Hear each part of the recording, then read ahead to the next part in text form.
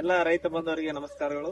ನಾವಿವತ್ತು ಮುಳವಾಡ ಗ್ರಾಮದ ಶ್ರೀ ಅಶ್ವಿನ್ ಉಲ್ಲಾ ಸರ್ ಅವರ ತೋಟದಲ್ಲಿ ನಾವು ಇಲ್ಲಿ ಕಬ್ಬಿನ ಬೆಳೆಗೆ ಮುರಾರ ಅಗ್ರೋ ಟೆಕ್ನಾಲಜಿ ಅಂತ ಕಂಪ್ನಿದು ಪ್ರಾಡಕ್ಟ್ಸ್ ಒಂದು ಡೆಮೋ ಕೊಟ್ಟಿದ್ವಿ. ಸೊ ಆ ಡೆಮೋದಲ್ಲಿ ಏನಿತ್ತು ಅಂತಂದ್ರೆ ಎಂಟೆಕ್ ಮತ್ತೆ ಜಿಂಕ್ ಪ್ರೋ ಅಂತ ಹೇಳಿ 2 ಪ್ರಾಡಕ್ಟ್ ಇದಾವೆ.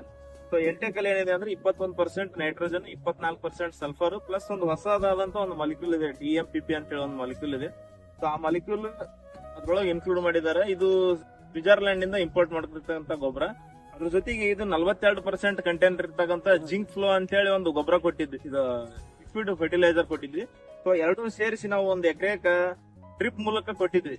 ರೆಕಮೆಂಡೇಶನ್ ಇದು 5 kg ಪ್ಲಸ್ ಇದು 250 ml ಒಂದ್ ಎಕರೆಯಲ್ಲಿ ನಾವು 6 ಸಾಲ ಏನು ಗೊಬ್ಬರ ಹಾಕಲ್ದೇನೆ ಬಿಡಿಸಿದ್ವಿ.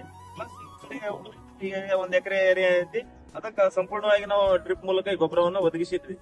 ಒದಗಿಸಿದಾದ್ಮೇಲೆ ನಾವು ಮಾರ್ಚ್ 8ನೇ ತಾರೀಕಿಗೆ ನಾವು ಡೆಮೋ ಕೊಟ್ಟಿದ್ವಿ. ಅದರಾದ್ಮೇಲೆ 2 ಸಲ ವಿಸಿಟ್ ಮಾಡಿ ನೆಕ್ಸ್ಟ್ ಇವತ್ತು ನಾವು ಕ್ಷೇತ್ರೋತ್ಸವನ ಹಮ್ಮಿಕೊಂಡಿದ್ವಿ.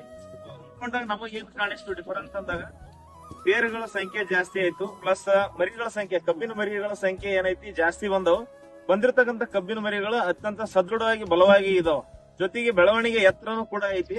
ಸೊ ಹಾಗಾಗಿ ಅದ್ರ ಬಗ್ಗೆ ಕಣ್ಣಾರೆ ಕಂಡಿರ್ತಕ್ಕಂಥ ಶ್ರೀ ಅಶ್ವಿನ್ ಉಲ್ಲಾ ಸರ್ ಅವ್ರ ಬಾಯಿಂದ ಕೇಳೋಣ, ಅವ್ರೇನ್ ಹೇಳ್ತಾರ ಅಂತ ಹೇಳಿ. ಸರ್, ನೀವು ಹೊತ್ತಾಗ ಹಾಕಿದ ನೋಡಿದ್ರಿ, ನೋಡಿದಾದ್ಮೇಲೆ ನಿಮ್ಗೆ ಏನು ಬರಕ್ ಏನ್ ಅನ್ಸೈತಿ ಬೆಳಿಗ್ಗೆ?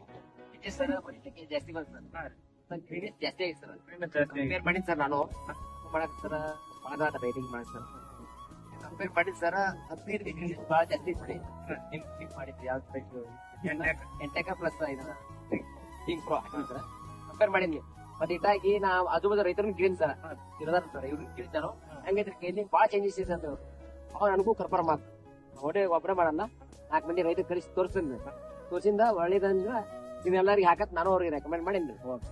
ಎಸ್ ಸರ್, 45 ದಿನಗಳಿರ್ತಕ್ಕಂಥ ಬೆಳಿಗ್ಗೆ ನಾವು ಡೆಮೋ ಕೊಟ್ಟಿದ್ವಿ. ಈಗ ತಿಂಗಳಾಯ್ತು ನಾವು ಡೆಮೋ ಕೊಟ್ಟು, 1 ತಿಂಗಳಾಯ್ತು ಈಗ ನಾವು ಡೆಮೋ ಕೊಟ್ಟಿದ್ರಿಂದ ನಾವು ಒಂದು ಒಳ್ಳೆ ಬೆಳವಣಿಗೆಯನ್ನು ಕಂಡುಕೊಂಡಿದ್ವಿ ಈ ಸಸಿಗೆ.